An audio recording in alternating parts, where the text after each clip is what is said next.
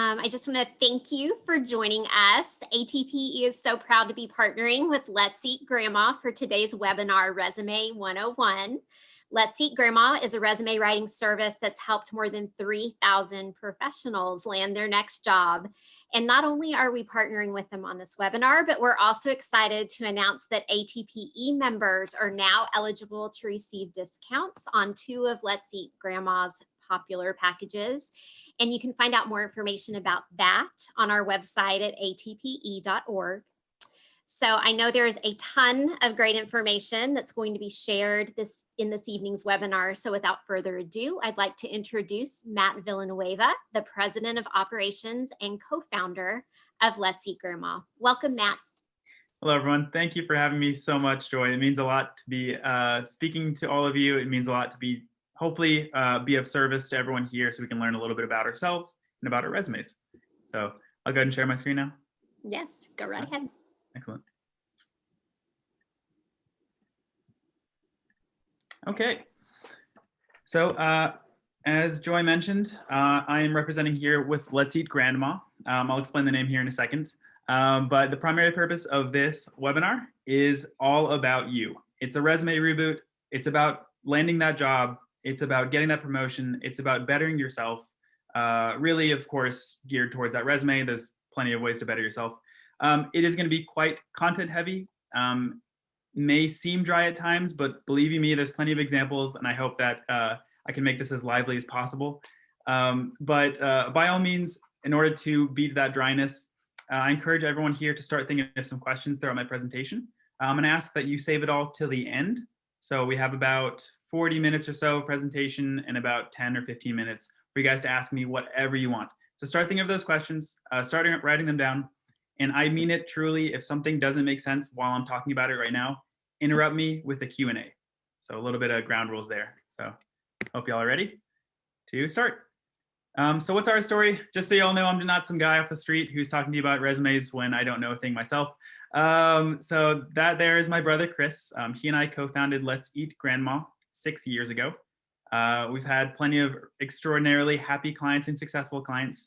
And it's truly been a journey I will never forget. And a journey in which I've been able to help serve a lot of folks just like you across almost every single industry. And I mean it, every industry. We are also hosts of the Career Warrior podcast. So if you're interested in finding out a little bit more about just your resume in general or the job search, please check us out there. Google us, find us in anywhere that you listen. A little bit of brag about us. We've had a few good things going our way as far as being recognized as one of the better resume writing services. We do cover letters and LinkedIn profiles as well, in addition to resumes. Like I said, every industry, and we have a pretty good listenership and readership when it comes to the things that we're putting out there. So like I said, we know what we're talking about, and I'm really excited to be helping each one of you. What are we talking about today? We have here, the first is what I call CPD. They are the 3 best elements that you can change in your resume today: content, phrasing, and design. Next, we'll talk about keywords. So I'm sure a lot of you guys have heard, what are keywords? What is this crazy, scary ATS system? Where can I find out more about them? And how can I actually incorporate them into my resume? We'll talk about that. And then the remaining 10 minutes we'll spend with questions, like I said. So first, the 3 great elements of a great resume. Element number 1 is content. So content, I like to say, I'll break it down here, is not what you've done in your career. It's what you choose to include as far as information on your resume. It's the literal information that you're writing down. Now, just bear in mind that your resume is not an all-inclusive, complete compendium of everything you've ever done from day one. It's simply a sales pitch. It's who you are at a glance. So when we go through content, just think to yourself that this is the best way that you can represent yourself in as concise manner as possible. So the sections here are header, summary of qualifications, professional experience, skills, education, and there we have some optional. Not everyone will have every single one of these sections, but you could think about including them. Do you have to include every one of these? No. In fact, like I said, like I see a little bit later, you probably want to be as concise and brief as possible, probably keep to 1 to 2 pages. So in this way, you probably shouldn't include every single section, but you're certainly welcome to. The order here is flexible as well. You'll see typically if you choose to include the top two, those should always come first. But after number 3 and beyond, that's when you're able to have a little bit of flexibility in what you can put first.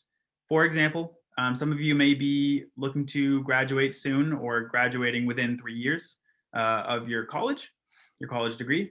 I would usually recommend that you'll swap out education here with professional experience.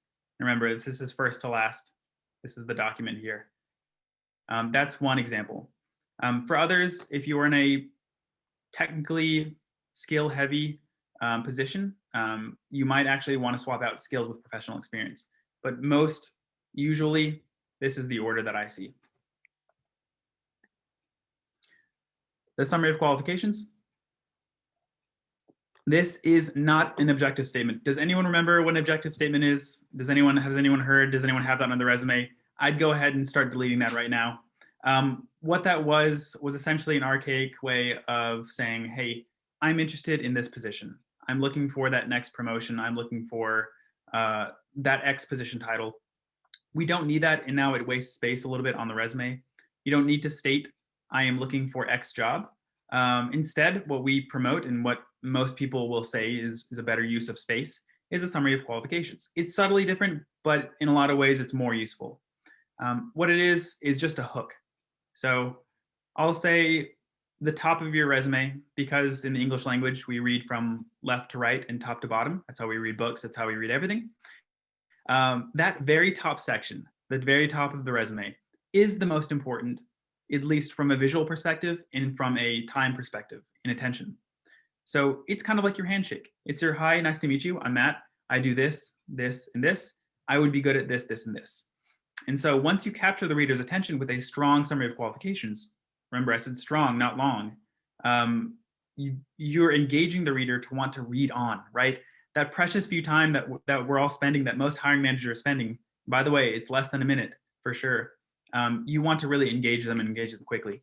So here you have an example, 3 to 5 short sentences, and this is really just 3 here. I'll let you read it yourself.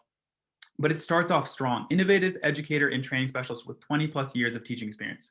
Now, if you don't have 20 plus years of experience, that's totally fine as well. You don't have to start with that formula there, but there are ways you can make yourself look strong and come out right the gate. Remember, this is your elevator pitch. Your hi, nice to meet you, my handshake. Next is professional experience.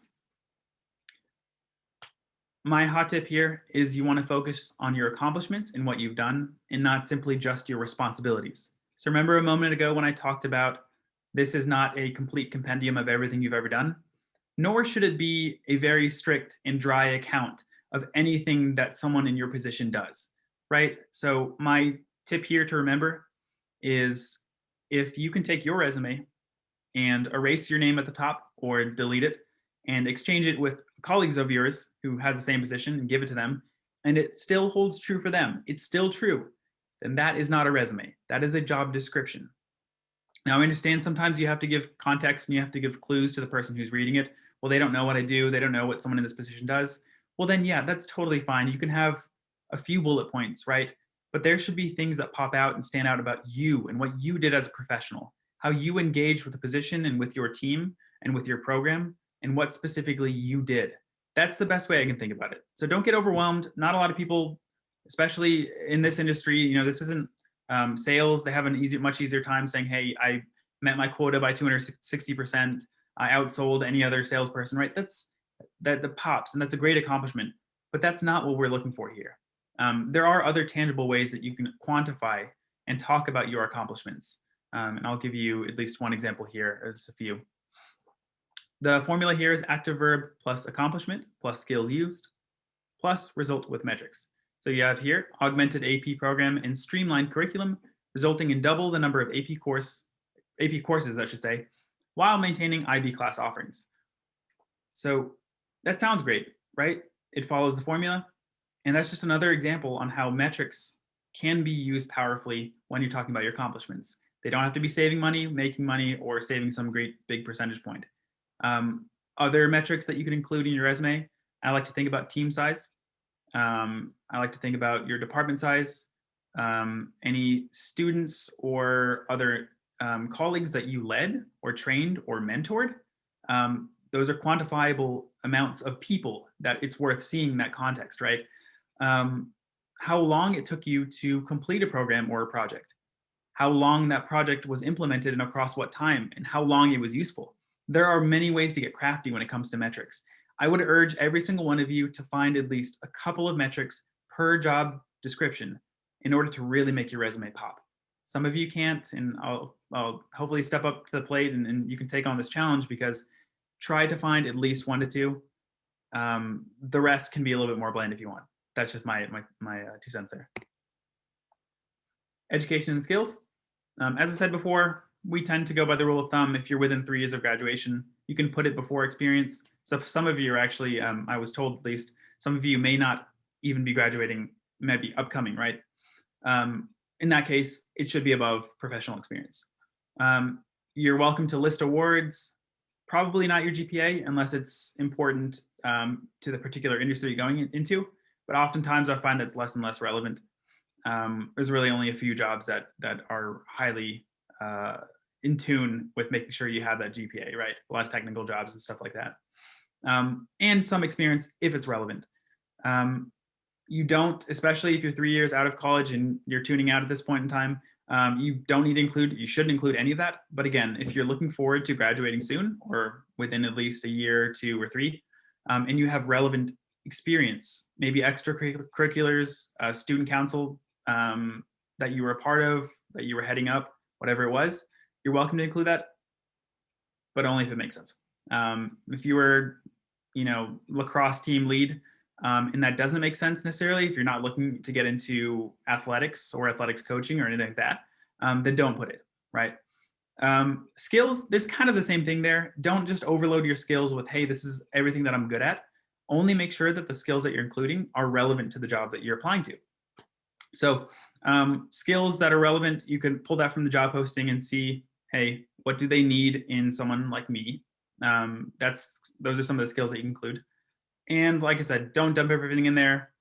Don't use too many soft skills. I highly encourage you guys, if you have stuff like good communicator, good negotiator, good team player, I would just absolve that off your resume. It's a little bit of wasted space. Now, those are great things to be. Don't get me wrong. We love team players. We love leaders. We love expert negotiators. But saying that on your resume doesn't necessarily compel the reader or the person who's receiving your resume to believe you, right? You need to show where you've done that. You need to show where you've negotiated, right? Did you sit across the table from parents, your boss, the students themselves, your colleagues, in order to get something done? Well, that's a great place to do it. But leave the soft skills off is my hot tip. Supplemental sections. Volunteering can be helpful. It's going to go with everything that I've said before, only if it's relevant to the job or the position or the industry. Certifications and trainings are helpful. I would say especially for this industry and education, absolutely, depending on what you're applying for. Hobbies and interests, right off. And if at all, these supplemental sections should be at the bottom of your resume. I wouldn't highlight these at the top. Remember that handshake, that elevator pitch? That's what belongs at the top. So some common mistakes with content. I see, and I mean hundreds of resumes in any given week, like a lot of resumes. And I see a lot of resumes that are way too long. They're 6, 7 pages. They're way too much information. Take a look at that bullet point right down there. It's not a bad bullet point. Don't get me wrong. It's perfectly legible, understandable. It shows that they did something.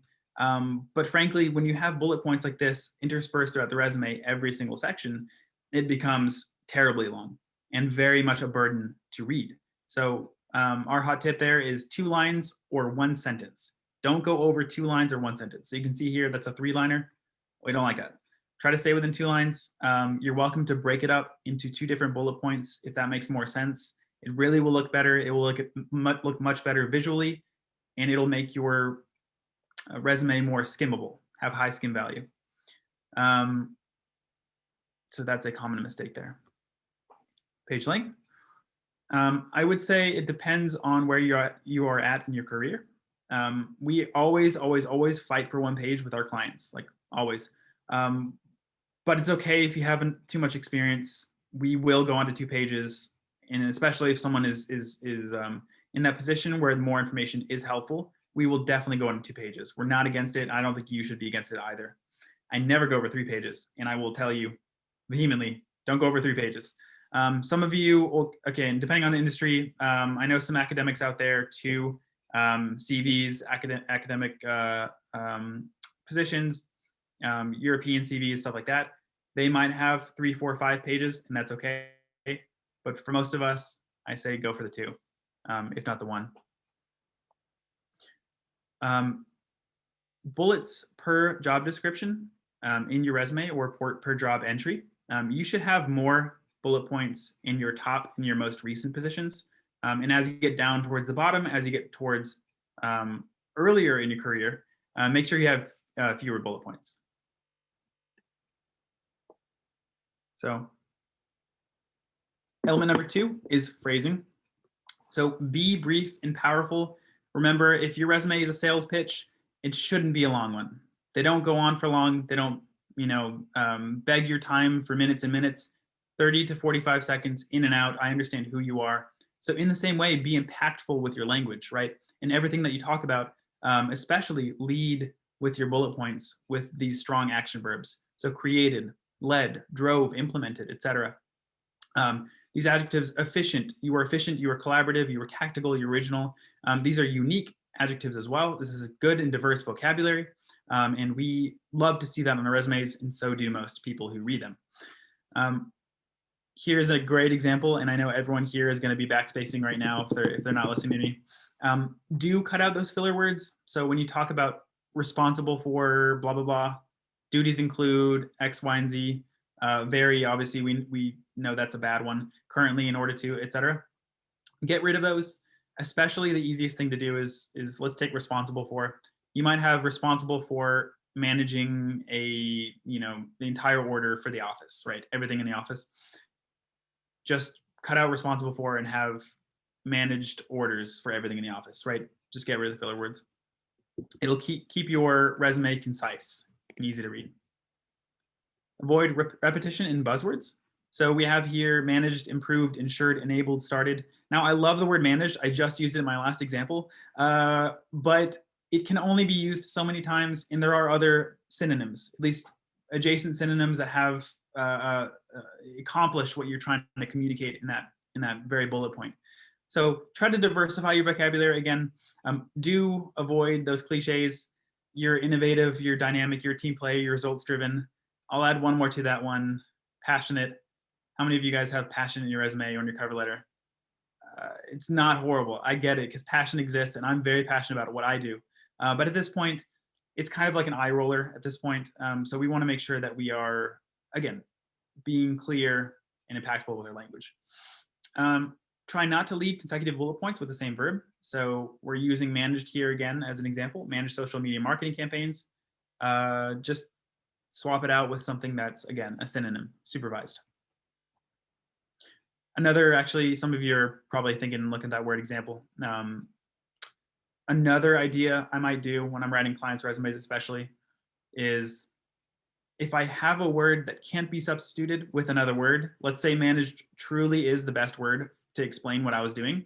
Augmented, looking at, like, there's a very specific word for that. I might actually just use this as the top bullet point, put a few bullet points in between, and then use managed as the very last one. That's just an easy freebie, right? So, word to the wise, do be careful with the jargon. What is jargon? It's that thing that no one else knows that you're talking about. It's very technical. It's very limited to what you do and what you understand. Someone in your industry may understand it very well, but not everyone you're applying to is going to intimately get and understand what you were doing, right? So you have here, take a look at this. I'm not even going to read that because it's too many acronyms. To be perfectly honest, it's probably a great thing once again, but it's not something that your average reader is going to understand. So you may risk obscuring your meaning if you get too technical. I know a lot of you are probably thinking, hey, I want to flex my knowledge. I want to make sure they know that I'm coming from within the industry, because some of you will have years and years of experience, right? But just understand that the clearer and shorter your resume is, the better. I think I've hammered that point home. But additionally, sometimes folks who are reading your resume are just simply not going to come from the same background that you are. And so you want to make sure that if your resume can be read by, let's just say, a fifth grader and be understood, then it's a good resume. Cool. Some common questions when it comes to phrasing. Is first person okay? No, don't do it. We remove all of our personal pronouns. I'm sure most of you know by now, like I and we, and you just lead with the verb that you're talking about. It's just industry standard. It's very common at this point. Present or past tense. Again, this could be contentious. This could be no one's gonna dock you points or pretty much not give you the callback if you use the wrong tense. But definitely don't switch between tenses. That's a little confusing. But do follow this rule. Use past tense if it's for a previous job, a job you've done previously in your career, and use present tense if it's a job you're currently doing. Just an easy way to keep things simple. Design, element number 3. And we have here, keep the design clean. Being readable is more important than being unique. So while being attractive is important when it comes to visual reading of your documents, at this point in time, you're obscuring, once again, your content and your phrasing if design is way out of whack, and it's very incomprehensible and very hard to read. So I'll show you an example of a crazy resume that I received. Take a minute to digest this and just how, first of all, flippin' cool this is. Like, this is a cool resume, don't get me wrong. It's very, this person's probably looking for some sort of design position, and a position where he can flex, or he or she can flex their design abilities. But it takes me more than 3 minutes to understand. And they even have that they were born here. I always laugh when I chuckle when I see that. It's cool, but you need to have a very clear and simple resume to back it up. Most of you actually probably shouldn't even have a resume like this. I'm just going to say that. It's way too much time. Don't do it. No one's doing it besides folks who are in this industry. This is probably more like a design that you would want to strive for. For those who are curious, of course, we do have a couple of these available for download on our website, but I would even say, like, total freebies, we have samples on our website. If you go to letseatgrandma.com and you look at the different samples, we have this design and more, about 3 or 4 extra, that we use, and we can show you how modern, how brief, and how readable these resumes can be. Keep in mind, we're going to come back to these a little bit later, but this is the header. This is still part of the header as well. And this is that awesome summary of qualifications. This person must have been a recent grad, or they haven't graduated yet. When it comes to font, I say, choose whatever you like. Don't go crazy. We don't like Comic Sans, right? That's the old meme joke. Probably stick with your more conventional formats, things that work with both Mac and Windows. You can do a quick Google search if you don't know what those are. I often do. And stick with, again, what you like. But we look at sans serifs as a good, more modern version. No one's going to dock you points. No one's going to not call you back if you're using Georgia or Cambria. This is really a non-issue for the most part. But some people are looking for a little bit of help on this, so I like to give it to them. Times New Roman can even be fine. Plain old Times New Roman. 10 to 12, though, I will say, is a sweet spot. And I would say don't negotiate with yourself on going any lower or higher. Any lower, and you risk your resume being incomprehensible, just way too hard to read. Like, especially with my aging eyes at this point, I need a magnifying glass to read a lot of y'all's resumes. Any bigger, and your resume is going to run on to 2, 3, 4 pages because it's just too big, too much. So a good rule of thumb is always print it out. I'm serious. Even if you're applying all day online, just going on Indeed, Glassdoor, Monster, whatever it is, they're not going to see it printed out. They very well may be. And even if they don't, whatever monitor they're looking at it on may be different than yours. And so it would behoove you to print it out, make sure it's readable, make sure the margins are fine, everything like that. I do it on every single client resume. I do that because it's very important. And make sure that you have white space between sections and between bullets as well. Once again, that's so you don't have a super crammed resume. So you have enough of that white space there. Seriously, look at this as a good example of what you want to improve into your resume when it comes to design. And you can do that with these tools on Microsoft Word if you're using Word. I think my last note on design, keep it simple. Applicant tracking systems, which we'll go into in a little bit later, basically are the programs that recruiters are using or folks who are in the jobs that you're looking for are using to screen candidates out and to find candidates better, right? Faster. Sometimes these programs include Indeed, LinkedIn, or wherever you're uploading your resume, they have trouble parsing certain design elements of your resume. These elements include tables, charts, text box, images, including logos. Don't put a picture of your face unless they ask for it. Underlining, in fact, I think they can't ask for it legally. Someone could follow up on that later. Don't underline prodigiously. You can underline a little bit, but don't underline too much. Keep it to one column. That's a very, very, very big one. I see a lot of like 2 or 3 column ones. And it's like, cool, you're saving space, right? Because you can fit more information, typically smaller amounts of information, but more of it in one page. But don't do it because it's bad for the ATS. It's bad for parsing, for the systems being able to parse out the right information. And use those standard round bullet points. Don't use the check marks or the arrows or the boxes. This is not, again, if you have these and you're like, oh no, my resume looks all like this, don't go and spend 10 hours trying to fix it. Actually, it probably would only take about an hour or less to find the good template and to use it. But regardless, don't freak out that you've sent out resumes that include these. If it makes your job search maybe 1 to 2% less likely to get that 1 or 2 words out of your resume, it's not the end of the world. But I'm arming you this information in hopes that I can make you 1 to 2% better. I hope that's helpful. If you want to learn more about any of these CPD methods that I just taught you right now, I think we have over 200 episodes at this point. Please go check it out. Again, we have more than just resume stuff on the Career Warrior podcast. But if you're particularly interested in changing your resume, you could find out about anything. I think we have overqualification, if some of you are afraid of that, age discrimination there in the bottom left, how to deal with resume gaps. I know that's something that almost every one of us has some sort of gap, right? We've talked about that, keeping your resume modern, et cetera, et cetera, et cetera. Please check it out. All right, let's get into it. Keywords and applicant tracking systems, ATS software. We have there WALL-E. Does anyone remember the movie WALL-E? Cute little robot. That's a throwback. ATS is not a robot necessarily. It's not a robot, a cute one or a mean one who's trying to get after you and trying to stop you from being seen by a human and make sure that you're absolutely not getting a call back or you're not getting an email back. That's not the point of ATS. I'll demystify it here in a little second and I'll explain to you what it is and what keywords are being used to filter you out. Always ask yourself, always ask yourself this. If there's 1 or 2 slides I'm gonna have each of you memorize or commit to memory or actually think about every single time you apply, it's this. What phrases will my prospective employer use to search for me? What phrases will my prospective employer use to search for me? That's what you gotta be asking yourself. So a quick analogy here. What are keywords?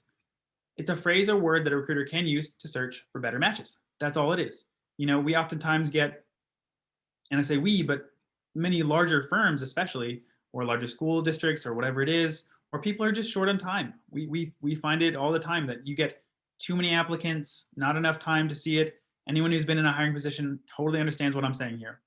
The point of this software is to just find better people more quickly, right? So you want to be, if you are that better match, you want to make sure that you are showing up at the top of their search. So the analogy here is if I'm looking for Mexican restaurants in Austin, I have a very particular hankering for a very particular style of food, Mexican food. I'm in one location. I'm in Austin. I'm not in San Antonio, not in Houston. I'm not in New York. I'm not in San Diego. I'm in Austin. In the same way, think to yourself, what type of food does the recruiter want? What type of person do they want? What type of flavor and skills and education and certifications do they want, and where do they want it? It's as easy as that. Not that easy, but it's as easy as thinking about it, right? So let's talk about keywords specifically. Matt, can you give me some examples what would they even be, right? What phrases or words would they even be? Please take a screenshot of this slide. Actually, wait, one more slide. I'll tell you why. These are the most common sources for keywords identified by us.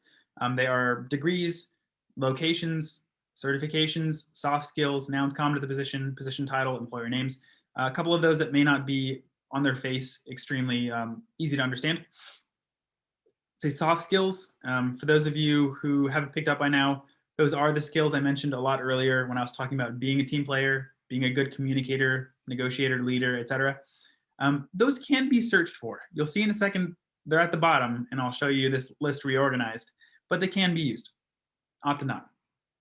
Nouns come to the position. They are the things that you use to get the job done.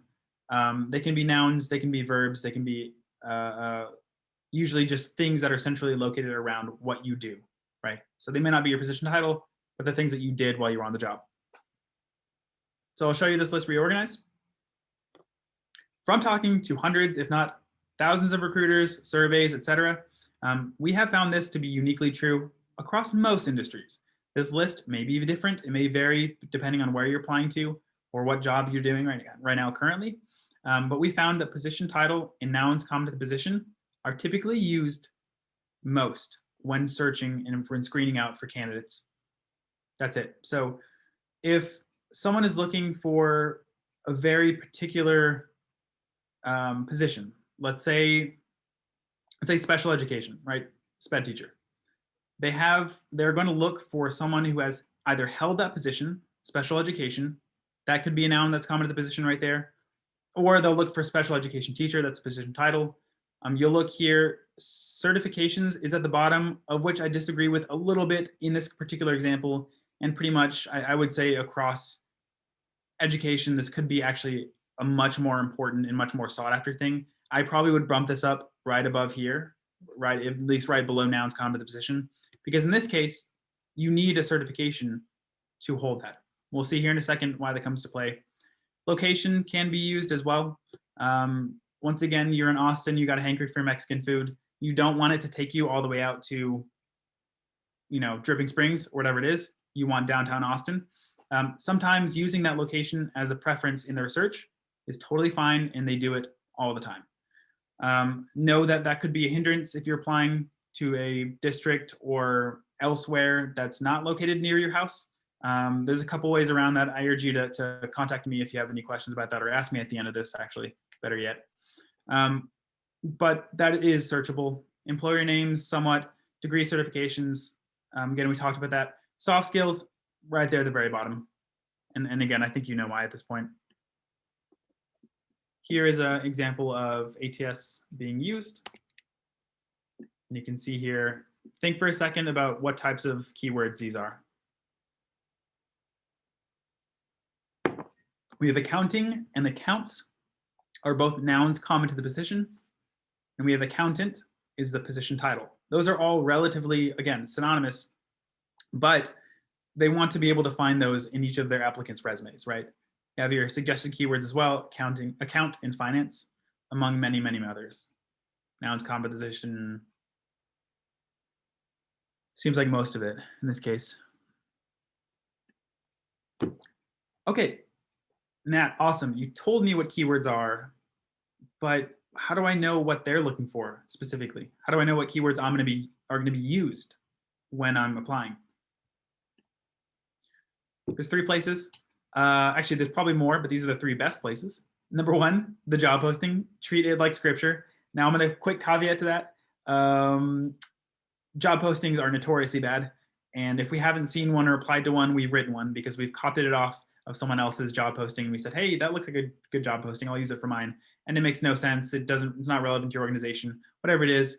If it's a bad job posting, don't use it. But if it's a good job posting, think of it as their words. Think of it as their, hey, we want someone who looks like this. And you're like, hey, I look like that. Or I am that. That's me. I'm 3 years of teaching experience, like whatever it is. Like I am that. So make sure that you use that to reflect the similar language in your resume. Don't copy and paste it into your resume. Don't do that. It's going to look weird. but use the best elements of those keywords into your resume. I'll explain in the final section here how you can do that. Industry standard descriptions, you can find places like ownitonline.org. I know Glassdoor also has them. A quick Google search, if you just look up for your position title plus job description, you'll find a plethora of very similar industry standard descriptions. But I like this one in particular because they're all standardized. And in fact, many hiring managers, recruiters, and the like actually use it to compose their job postings or to help. Lastly, I think this should be number 2, in fact. Speak to hiring managers, probably more important than the one above. These are also called informational interviews. So the intent of this is to call up your future boss, to call up your future colleague. And when I say future, I mean someone in the job or someone who works in the job or could supervise you in the job that you want, in the school that you want, in the position that you want, right? And so speak to them, ask for advice, and say, hey, listen. Well, don't say, hey, listen. That's a little informal. It's a little casual. Say, hey, listen, I am looking to excel just like you have in your career, to succeed just like you have. Do you have any tips that you would have for someone who is like me, looking to get into blah, blah, blah, right? Doing this, again, gives you a clue into what they're looking for. You know, this is a great question, by the way. Write it down if you haven't heard it before. But if you're looking for X candidate, what would you look for in them? This is to your future boss, right? What would you look for in them? That's keyword central right there. I'm looking for someone with this certification, these types of skills, someone who's managed accounts, budgeted, made schedules, blah, blah, blah, blah, blah. You're hearing it from their mouths. Once again, it's kind of like job posting. My next hot tip, be position oriented when you're looking at postings. So remember a moment ago, we saw here position title was one of the most commonly searched keywords.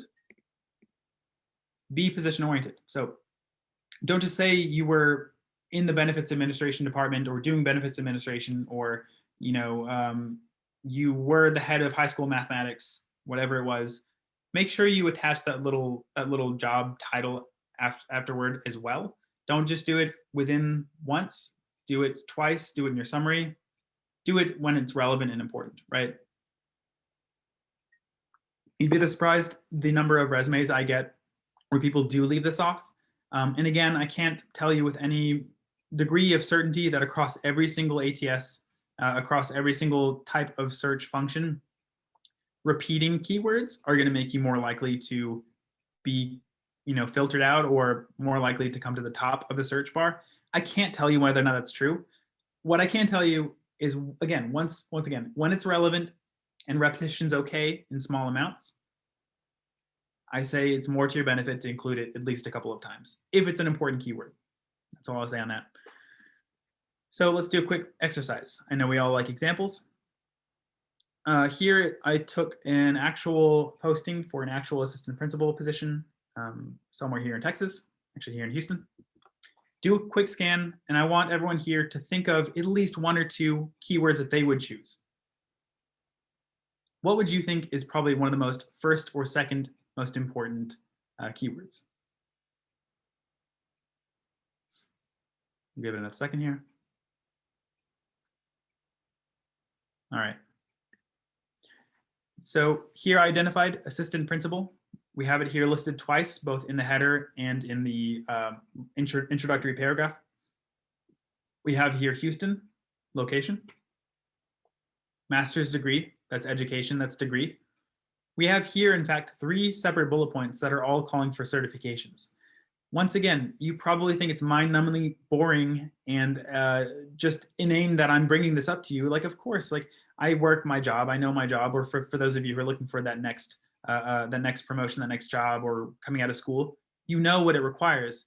But yet, I still see when my clients are approaching me with their first or second resume that they've created, I still see them leaving out important components of it. Certifications are an easy one to hit. Here in pink, we have soft skills. Again, we learned a moment ago, this probably aren't searched for very often. Personal integrity, leadership style, etc. And we have here classroom teacher, which would be position title, most likely. All right, we got 1, 2. You know what keywords are. You know where to find them. Number 3, how are you going to put them into your dang resume? I'll teach you. We have here 3 freebies and 3 work forms. Freebies, they're called freebies because you can pretty much do them by the time I'm done talking. If you're not listening, just tune out for a little bit, go into your resume, go fix these up real quick. Very easy. Number 1, header or position title. So we saw a moment ago, remember that resume that I showed you, the picture of the nice modern resume that we use? The header and position title, very easy way to incorporate, even if you've not held that job yet. If you're a student, for example, this is a great way to say that, hey, I am not an educator just yet, but in that header, you are, for all intents and purposes, looking for the job. So you're very, very welcome to put the position title that you want at the very top. Contact information, of course, this goes for location. By the way, I'd say go ahead and get rid of the address. I don't know, hopefully I'm not going to eat my words here, but I don't know many industries or many people that still send snail mail to, give you an invite for a interview, or give you an acceptance letter.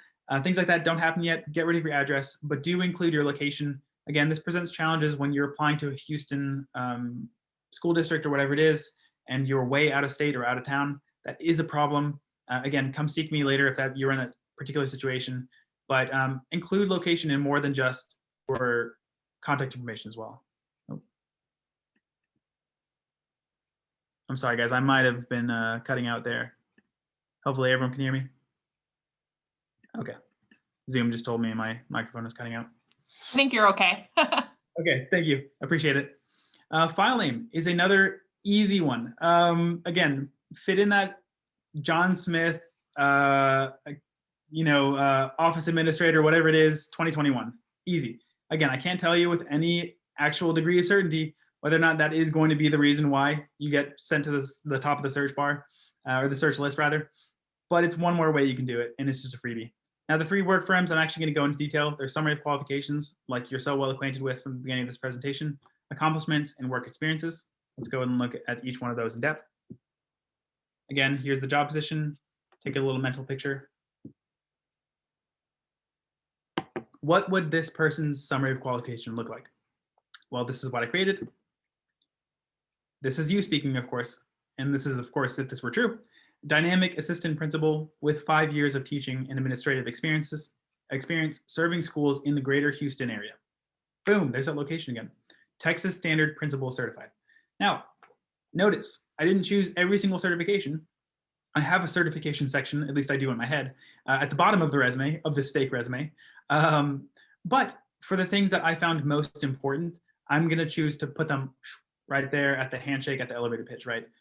Boom. This is the simplest and most easy to read, I think, summary of qualifications I've seen in a long time. You don't need more than this, but you can. You're welcome to. Some people will even put like a couple of bullet points below there, like achieved X standard, had this. This is the highlight of my career. Those are just ideas. I don't want to overwhelm you with ideas, but I hope this is helpful to see so far. Next, when it comes to accomplishments or in your work experiences, I'm going to teach you 2 separate techniques that you can use to incorporate keywords. The first is categorization technique. So you have here actually the exact same bullet point for those of you who are critical thinkers. Ensure that students are adequately supervised during non-instructional periods, right? Repeated exactly below, but with an added little tag. I'm going to call it a tagline or a category, right? Of course, don't bold it and don't color it in red. That was just for this exercise to show you. But remember, student management was one of those nouns common to the position that we were looking at before. This is something they're actively looking for. So again, another caveat to this, if you're going to use the categorization technique once in a bullet point, make sure you use it throughout the rest of your resume and every single bullet point, right? So student management, administration, use the categories throughout that job, use it in the previous jobs, etc. I don't recommend everyone do this. It's going to make, again, it's going to make your resume long, which, as y'all know, I'm harping on. We don't like long.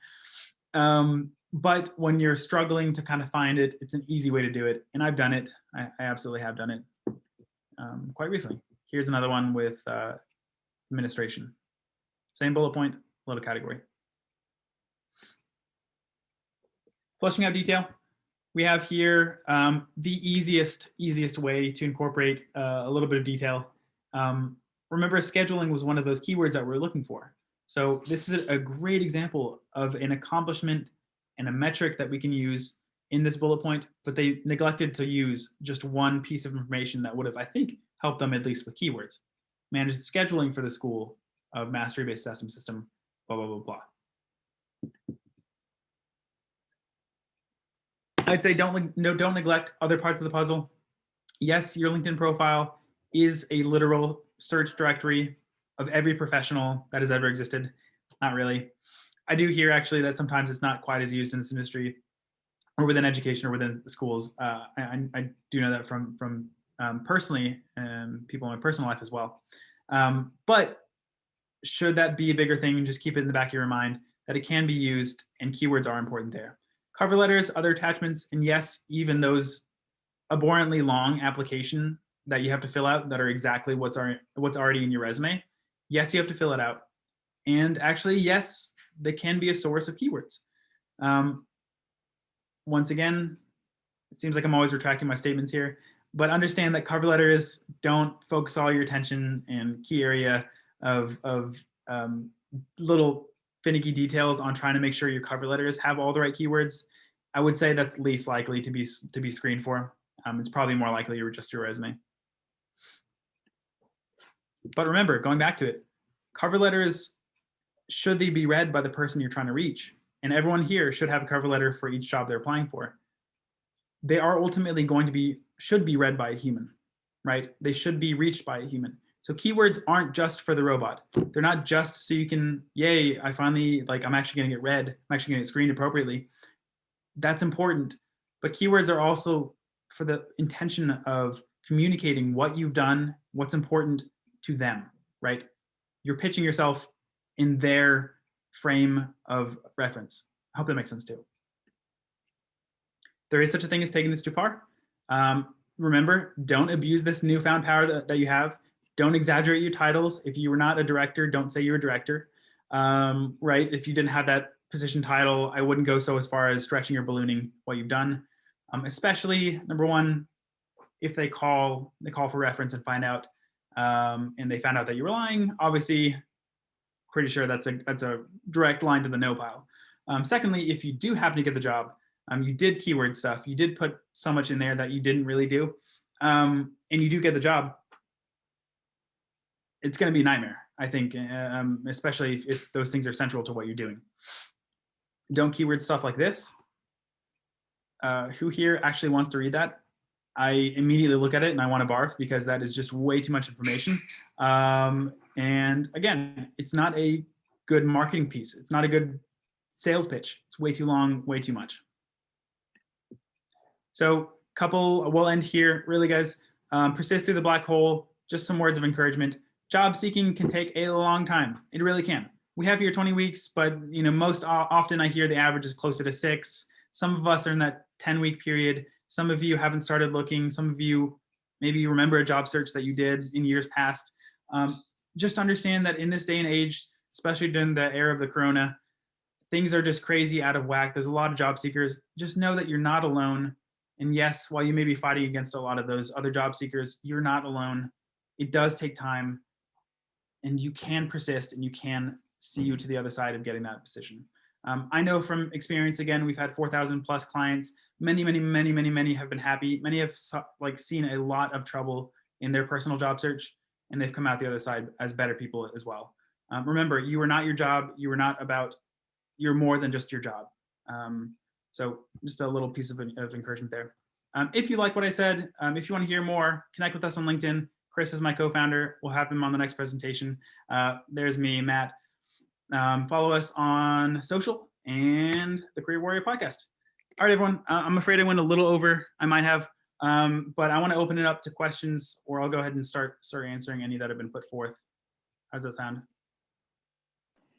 We have several questions already. So Matt, would you like me to read them off to you, or do you want to just read them off yourself? I can read them Yes, off. please. Okay, sure. Well, our first question is from Gabrielle. Should you list all of your job experiences, or should you just list the most recent? So I would ask Gabrielle, how many positions has she had, and how many of them are currently relevant to the job she's applying for? If it is 3, then include 3. If it's, I would say have a cap though. If you've had 10 positions, which not a lot of us have, I mean, there are a lot of people who are in that space, and that's okay. I would say don't go crazy with listing all of them. At some point, you have to cut it off at a certain time period, be it 10 or 15 or even 20 years. You just have to think critically and understand, hey, it's okay not to include. I think this is probably more what you want to hear, actually, Gabrielle. You don't have to include everything if they're not relevant. That's most often what I'm asked by clients. I hope that answers the question. I think it probably does. This also is related from Cassandra. How far back does one need to include on a resume as far as years? Hyper related, man. Y'all were just thinking in line with each other. It's another it depends question, and I love it because if you do a quick Google search, you might find that people out there, most often, again, the range is between 15 and 20 years. At that point, it's not quite as relevant. I work with clients who have had fabulous and fantastic careers for over 30 years. That's amazing. That's awesome. And some of them have worked for the same place for that. And I find that unfathomable. I don't even know how they've done it. And I tell them, hey, listen, we're going to include what's relevant and we're going to do it in 2 pages because that's my way and that's how we get things done. But again, if you're the person who is like, the thing I did 15 years ago, like, you know, it was not even related. I mean, it kind of looks cool, but it was 3 or 4 jobs ago. Just don't include it, omit it. Okay, Gabrielle's updated. She says she has 7 years of teaching experience at 4 schools. Okay. Sorry. I would opt to include most of that, and I have to see it myself, but I would opt to include most of it. Yeah. Uriel asks, what location should you include if you're applying to a job in a city but have done most of your experience outside of that city? That's a great question. So you're applying within the city, but okay, actually, if you can quickly update me, are you currently living there? Because if you are currently living there, of course, that goes back to my recommendation of your contact information at the very, very tippy top. Do put it there. If you don't live there currently and you've never worked really there, there are crafty ways, and I've been crafty with my resumes. I've said, hey, you know, I worked outside of this city, but, you know, I commuted to this city. Like I kind of threw that location in there in kind of a Hail Mary, if you will, of saying, hey, listen, or here's another way. I intend on moving to this city. It's kind of like the objective statement that I said not to use, but in your case, Uriel, maybe just say at the very top, I intend on moving to this city, or I have a house here, or I have, you know, family here, whatever it is. Yeah. Okay, yeah, he says that he wants to apply to a district in Houston. All his teaching experience has been in Austin, but Houston is home. Houston is home. There's got to be a way, and again, I like to see it, but there definitely is a crafty way of fitting that in there, saying, hey, Houston is my home. I intend on applying there, kind of like I said before. It's not. A related question from Jonathan. Moving to another state this summer, will my being in Texas now hurt my chances of getting a position? So does it sound, if you could help me with that, does it sound like they are in applying within Texas and they're moving out of Texas, applying somewhere outside of Texas? Is that what it is? Yes, I believe that they are applying outside of Texas, but are currently in Texas. It's a very hot topic, and I can see already a couple questions being asked about it. There is a chance it's not going to help, and just to not sugarcoat it for you, it may be a little bit more difficult. You got to find ways to identify that in your cover letter, or should you do get the interview over the phone or virtual interview, just explain you have every intention of being there. You say, hey, I'm relocating to X such and such place, or I'm open to relocating if you haven't had plans to move there just yet and you're waiting for the job offer. There's ways to include in your resume, but it's going to be a little bit more difficult than someone who, say, is in that exact same school district or even a few miles away. Yeah. Okay. For undergrad resumes, for employment purposes, should a graduating student include academic achievements such as honor roll and dean's list? I say absolutely. If you are not encountering a space issue, like we talked about before, then I would say more relevant information is your friend there. And so, yes, both of those are key qualifications. I might say, hey, listen, I was a, type A student. I accomplished a lot. I was very good at what I did. Especially, once again, if you don't have a lot of professional experience, which is a lot of students, talk about other programs that you were part of. Talk about, where you were a TA, where you were a student leader, where you did different things on campus or with different councils or whatever it is. Try to find a way to fit those in and make sure that they're, again, not the lacrosse, lead of lacrosse team, which again, unless you're looking for that type of position, don't include that, but do include what's more relevant. So kind of at a little bit shifting gears, we have several people that have said that they're making big career shifts, either going from pharmacy tech to teacher, behind the scenes at bank to a teacher. What should you do when you're changing jobs? What jobs do you list? It seems like a really challenging resume to write. That's an awesome question, and sometimes some of my favorite questions as well.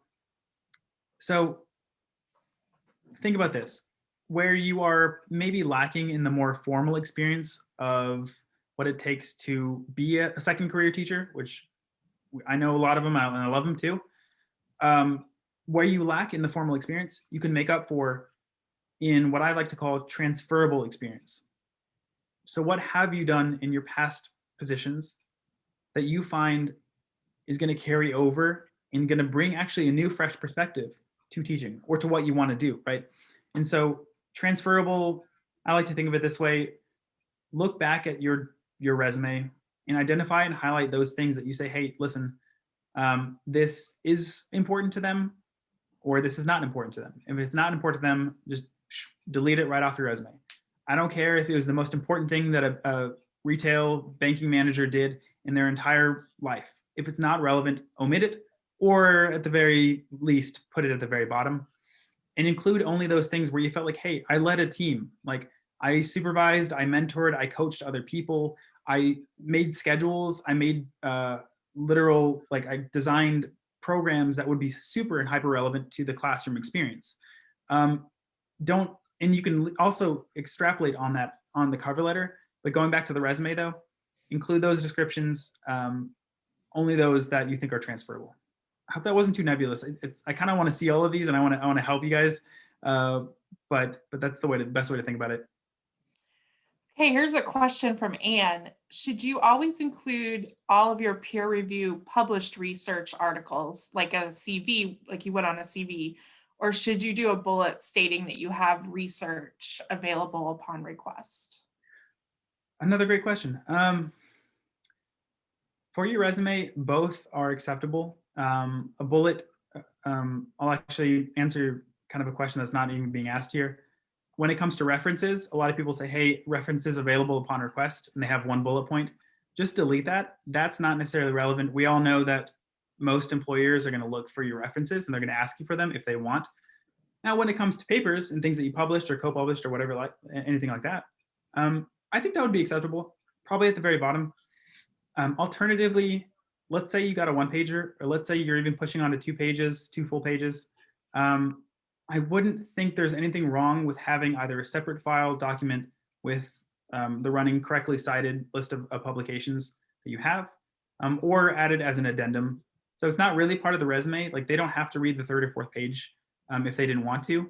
But if they are interested, if they're like, hey, I want to do some more research, I want to investigate, see what their core area of expertise is and what they've written about most, they're welcome to go onto those latter pages. So okay, we do have several questions about references, so I will try to focus on those. Yeah. Is it better to list them? Should you include them as an attachment? Just, I mean, what's the best practice for that? And what's a good number to have? Yeah, those are all good questions. Most often what I see, and again, most often what I see is that if they're interested enough in you, they will ask you for your references. So don't put it on your resume, and don't feel like you have to include attachments already if you're just sending out an email to the first hiring manager that you find in their email. I would probably almost normally give them the references should they ask for it. Hey, congratulations, you've moved on to the next step. We want to talk to you further. Or maybe it's a phone call. Hey, we want to get on the phone. Okay, awesome. Can we take a look at your references? At that point, I'd probably furnish it to them. But to that statement, is that always do what the application asks you to do. So if they say attach it, attach it. If they say include it in your resume, include it in your resume, things like that. But normally don't include it. Normally, like I said, don't put a bullet point saying, hey, your reference is available upon request. That's just a waste of space. How many should you have? I aim for at least 3 to 4 on the lower end.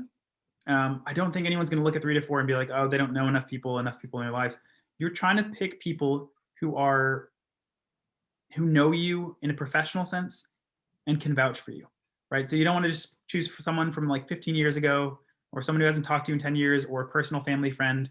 The aim is not to have a very long list, an entire page of references. Just have 3, 4 core people who you know and can trust, can vouch for you in a most recent and most professional sense. If you have 5 or 6, that's great too. If you have maybe a couple more, that's fine.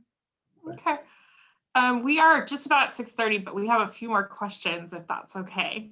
I got all the time in the world, but okay, great. Well, we'll stick with the ones that have been submitted. So continuing with the subject of references, some applications and employers require listing only previous supervisors as references. What if your past supervisors are not available for various reasons?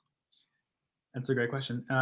It's a similarly related question that I've been asked before by clients is, what if you had a past supervisor who was a jerk, right? Or did not like you, or you did not like them for whatever reason? At some point, if they're going to ask you point blank, hey, listen, I need the information from this job number 1, job number 2, job number 3, and you're kind of forced to on the application. You don't really have much of a choice when it comes to that jerk boss. You just kind of have to put it down. Maybe find someone within the organization that, again, is a little bit more impartial, or can is not super down on you for whatever reason. If they're not available for whatever reason, at a certain point, I would have to say I would list someone at the school or at the office that you're working at, be it their just the corporate office phone number, even if it's not someone who is actually like your supervisor, your direct supervisor, because at least you're giving them something. But then you can explain later, hey, I'm sorry, they're not available for whatever reason. That's what I would do. Okay, great. Question from Dawn. Should you include degree credentials with your name at the top of the resume? I say yes. If you have maybe more than 3 degree credentials, which I imagine some of you do, I would opt more to put those in a separate section and say, hey, listen, these are my degree credentials. I even call those educational qualifications, or just plain old qualifications, or, just like you call them, credentials. But if you have a couple, MBA, whatever it is, MED or whatever, yeah, absolutely. Yeah, put a couple up there. I've seen some people with like 5, 6, or 7. I'm like, we got to work on that. We got to separate that.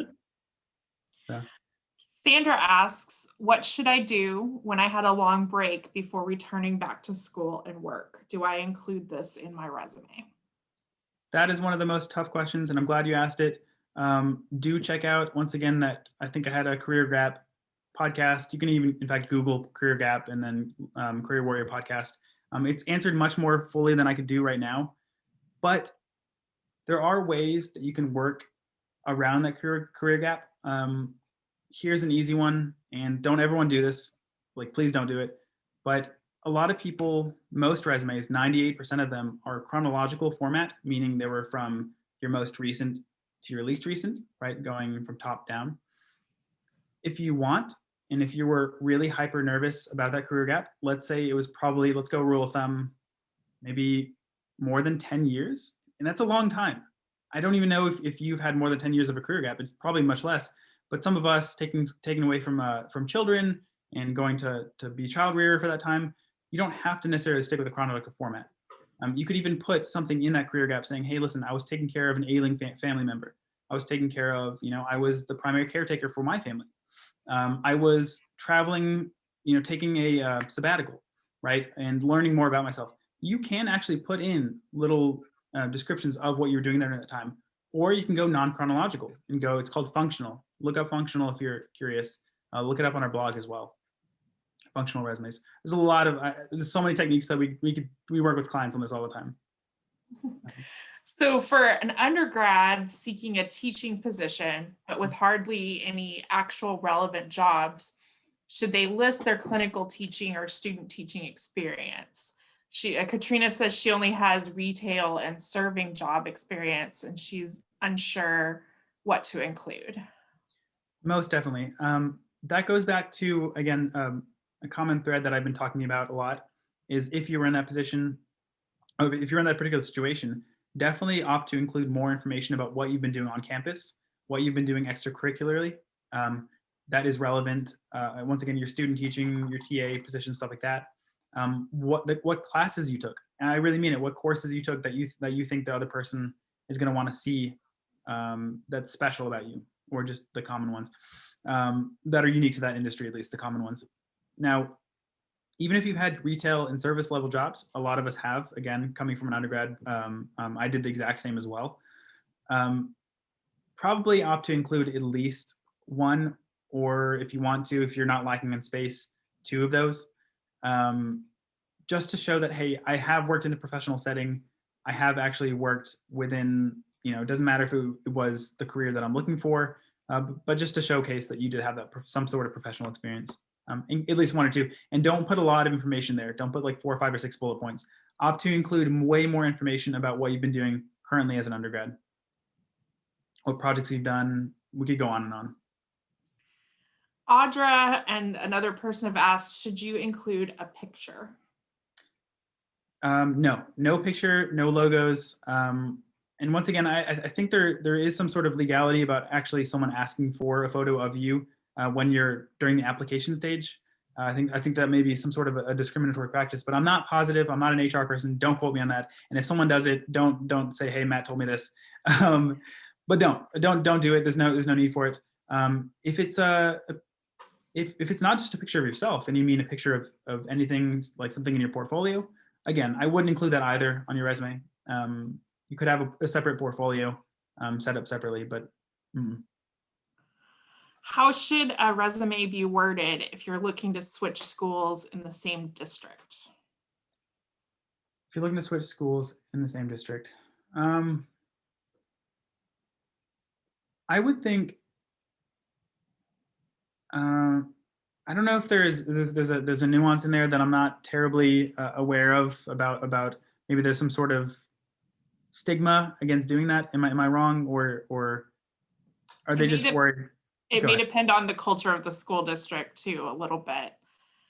I think so. That might be a question better for you two, but as far as I'm concerned, it depends on the culture, and it could also be to your benefit depending on how you phrase it, what you include on there. I would just opt to be more open with your experience and show more of what you've done.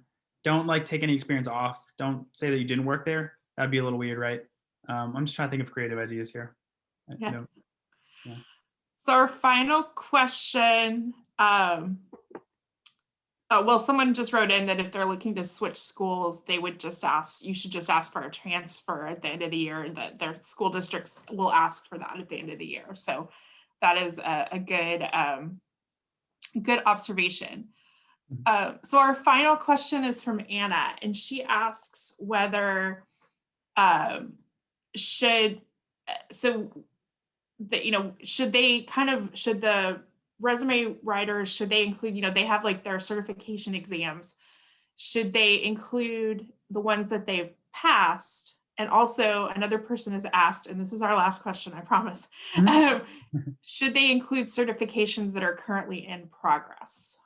Oh yes, absolutely. Oh, those are both very easy yeses. Certifications that you've passed, include them. Once again, look at that job posting to see whether or not that's a certification that's being called for. Otherwise, consider it just an auxiliary thing that's not really necessary to your resume. But most often, if it's a certification you've had, it's probably for a good reason. So if you've passed it, definitely put it. If you are currently in progress, or kind of a fine line if it's expired, or you're looking to renew it, or whatever it is, opt to include those as well. They're just better cases for a little bit of keyword implementation there. Additionally, they're showing that you're working towards something if they're in progress. Again, I mean, think of it for you expecting graduates who are expected to graduate from their undergrad or from their postgrad. you're going to put that on there saying, hey, I'm expected to graduate in May or next fall or whatever it is. You're going to put that because why? You're showing that, hey, during this time, I'm working on this skill or this certification or this part of me that's going to make me more applicable for the job. In the same way, you can do that for certifications. Good question. Fabulous. Well, those are all our questions. So I will turn things over to Joy to wrap us up. All right, phenomenal. All right. Thank you so much, Matt. I really appreciate it. We were able to cover so many different topics, and I know we might have some other things in the works in the future by way of other webinars with you and perhaps your brother. So thank you again so much for joining us this evening. And thank you to all of you who participated in tonight's webinar. Keep an eye out for a follow-up email. And I hope all of you have a great rest of your evening. Thanks so much. Bye. Thank you, everyone.